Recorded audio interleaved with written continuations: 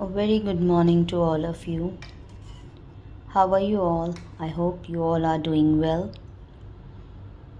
So it's my busy morning routine जो मैं आज आपके साथ शेयर कर रही हूँ।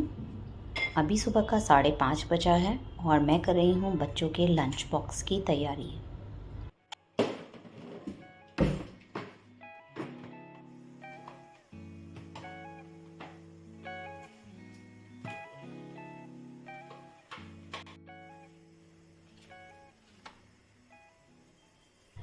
बच्चों का लंच बॉक्स जब तैयार करती हूँ तो कोशिश करती हूँ उन्हें हेल्दी वेजीज़ दूँ, जो कि हमारा इंडियन फूड है मेनली। मैं वही उनको टिफ़िन में भी देना पसंद करती हूँ और थैंकफुली मेरे बच्चे वो खा भी लेते हैं।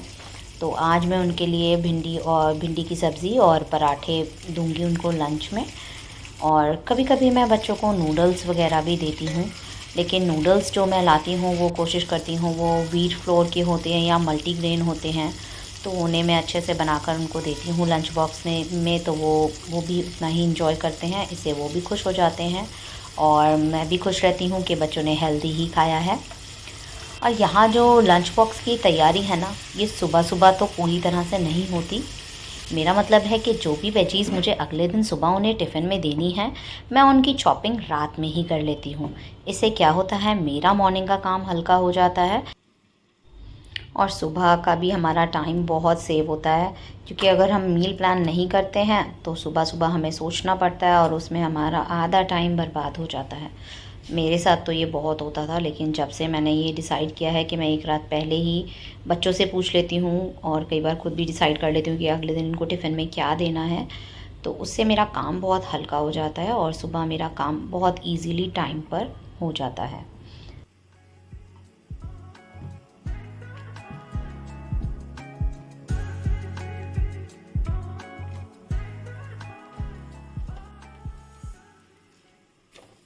तो यहाँ मैं पराठे देसी घी में बना रही हूँ। ये घी मैं घर पर ही बनाती हूँ। आप भी कोशिश करिए बच्चों को देसी घी देने का, किसी तरह से दाल में डाल के, सब्जी में डाल के या इस तरह से पराठे बनाकर, जैसा भी हो सके, क्योंकि घी हमारे लिए बहुत अच्छा और बच्चों के लिए तो स्पेशली ग्रोइंग ईयर्स में बहुत ज़्यादा फ़ायदा करता है। अब बच्चों को फ्रूट ब्रेक के लिए मैं दे रही हूँ आज कीवी।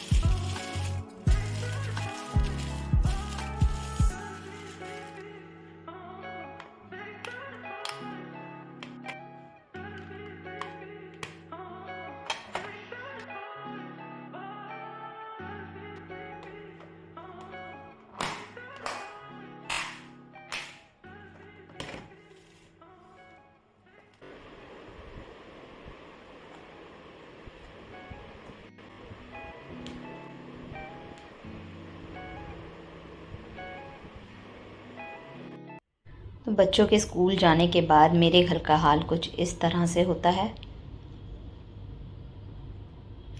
पहले मैं रात में ये सब कुछ ठीक कर देती थी, लेकिन जब सुबह होती है, बच्चे नींद में होते हैं तो कहीं भी जाकर बैठते हैं, उठते हैं और पूरा घर ही बिखरा बिखरा सा हो जाता था। तो जो रात में जो मैं टाइम लगाती थी ना, वो मेरा वेस्ट ही हो जाता था। इसलिए अब मैंने डिसाइड किया है कि उनके स्कूल जाने के बाद मैं घर को पूरा ठीक करती हूँ। तो यहाँ सबसे पहले मैं उनकी टॉवल सुखा देती हूँ।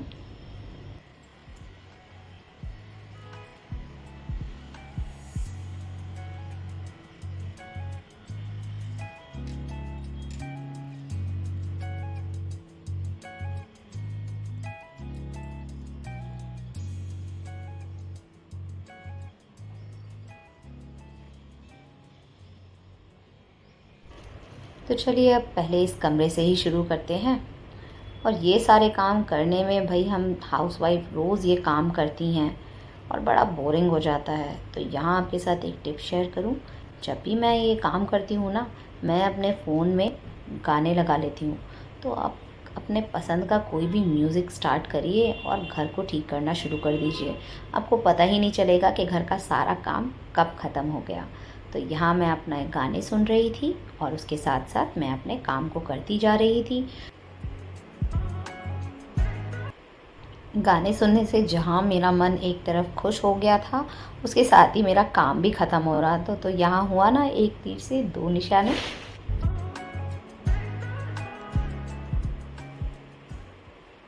कई बार कुछ लोग होते हैं जो सोचते हैं कि हाउसवाइफ्स घर में कुछ नहीं करती। तो उन्हें जो कहना है, सोचना है, उन्हें सोचने दीजिए। हमारा काम है अपने घर को अच्छे से मेंटेन करना और मैनेज करना, तो वो तो हम करते ही रहेंगे।